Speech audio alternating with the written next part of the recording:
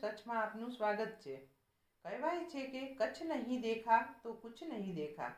કચ્છ આજે પ્રવાસન ક્ષેત્રે ગુજરાતનું એક અવિસ્મરણીય નજરાણું બની ગયું છે।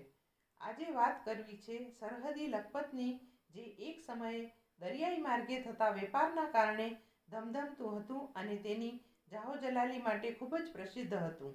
આ લખપતમાં જોવાલાયક અનેક સ્થળો છે જે દેશ વિદેશના પ્રવાસીઓને આકર્ષી રહ્યા છે। લખપત ભારત દેશના પશ્ચિમ ભાગમાં આવેલા ગુજરાત રાજ્યના કચ્છ જિલ્લાના લખપત તાલુકાનું ગામ છે। લોકવાયકા પ્રમાણે લખપતમાં લાખોનો વેપાર થતો હતો, તેથી તેનું નામ લખપત પડ્યું હતું। લખપત ભારતનું પશ્ચિમ દિશાનું અંતિમ ગામ પણ છે। ગામ પરથી જ તાલુકાનું નામ લખપત પડ્યું છે। લખપતનો કિલ્લો એક પુરાતન કિલ્લો છે, જે જમાદાર ફતેહ મહમદે ઈસવીસન 1801માં બંધાવ્યો હતો। લખપત ખાતે તે સમયે બંદર ધમધમતું હતું। આ ઐતિહાસિક લખપત ગામમાં જોવાલાયક સ્થળોમાં આકબાની મહેલ પણ એક છે। મહેલના ખંડેરો આજે પણ તેના ભૂતકાળની ચાડી ખાતા અડીખમ ઊભા છે। આકબાની પરિવાર લખપતના ખૂબ જ પ્રતિષ્ઠિત પરિવારોમાંથી એક હતા। ખૂબ જ સમૃદ્ધ અને ઉમદા એવા આ પરિવાર દુષ્કાળ અને વાવાઝોડા જેવી કુદરતી આફતો વખતે ગરીબો માટે આશ્રય સ્થાન જેવો હતો।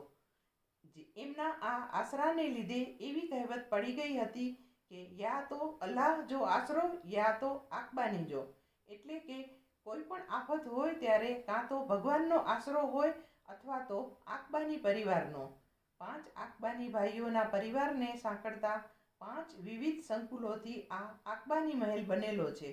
અનેક ઓરડાઓ અને કલાકૃતિ કોતરણીઓવાળી બારીઓ ધરાવતો આ મહેલ 19મી સદીમાં અહીં વિકસેલા વેપાર વાણિજ્યની સમૃદ્ધિની ઝાંખી કરાવે તેવો છે। મૂળ સિંધના મેમણ સમાજમાંથી આવતા આ આકબાની પરિવાર વિશે એવું કહેવાય છે કે તેમના મહેલના પાયામાં સોનાના સિક્કા નાખવામાં આવ્યા હતા, જે તેમની સમૃદ્ધિ દર્શાવે છે। આ વિડીયો લાઈક કરવા અને શેર કરવા વિનંતી છે। જો તમે હજુ સુધી આ ચેનલ સબસ્ક્રાઇબ ન કરી હોય તો આ ચેનલને સબસ્ક્રાઇબ કરી બેલ આઇકોન દબાવવા વિનંતી છે। આ આખું મકાન જે છે એ મહેમાન પરિવારોનું છે અને આમાં આ બાજુ સંડાસની વ્યવસ્થા હતી, રસોડાની વ્યવસ્થા હતી, અંદર પાણીના ટાંકા, વરસાદી પાણીનો સંગ્રહ થાય એ રીતે વરસાદી પાણીનો માટે પણ ટાંકા હતા। આ 5-6 ભાઈઓ પરિવાર સાથે રહેતા હતા। એ આખું કમ્પાઉન્ડ આખું એમનું છે। આ આકબાની મહેલ છે ને, એ આપણે જેવી રીતે હાલમાં જેવી રીતે સરકાર સહાય કરે છે તેવી રીતે આ આકબાની પરિવાર હતો એ સહાય કરતો હતો।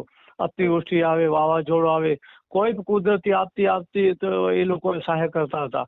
અને એટલે જ એમને લોકો કહેતા હતા કે અલ્લાહ દે યા આકબાની દે, એટલે અલ્લાહનો આશરો યા તો આકબાણીનો આશરો, એવી રીતે લોકવાયકા હતી તે સમયે।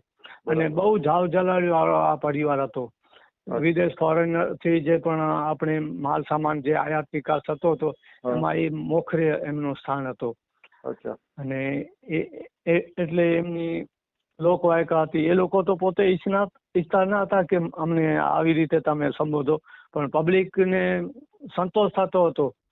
અને એ લોકો ને એવું હતું કે અલ્લાહ જેવો જ આ બધું કરે છે, એટલે અલ્લાહ દે યા આકબાની દે। અચ્છા, આમાં આ જે આકબાની મહેલ કહેવાય છે એમાં ક્યાં સુધી વસ્તી હતી? વસ્તી તો આઝાદી પછી પણ હતી। અચ્છા, એમ પછી એ લોકો સ્થળાંતર કરી ક્યાં? પછી સ્થળાંતર કરીને દયા પર વસવાટ કર્યો। દયા પર વસવાટ કર્યો? જી। હાજી બાપા પોતે હમણાં સુધી પણ દયા પર હતા। અને પછી એમના જે પરિવારો છે, એટલે 5 ભાઈનો પરિવાર હતો। પાંચ ભાઈઓનો 5 રૂમ છે ને 5 ભાઈઓનો પરિવાર હતો। અને એમના અલગ અલગ બધાના રૂમ અને ઓજલદાર પરિવાર હતો। બરાબર। અને પાણીનો ટાંકો અંદર છે। આખો વર્ષ પાણી ચાલે એટલો એ લોકોનો ત્યાં ટાંકો બનાવેલ છે અંદર।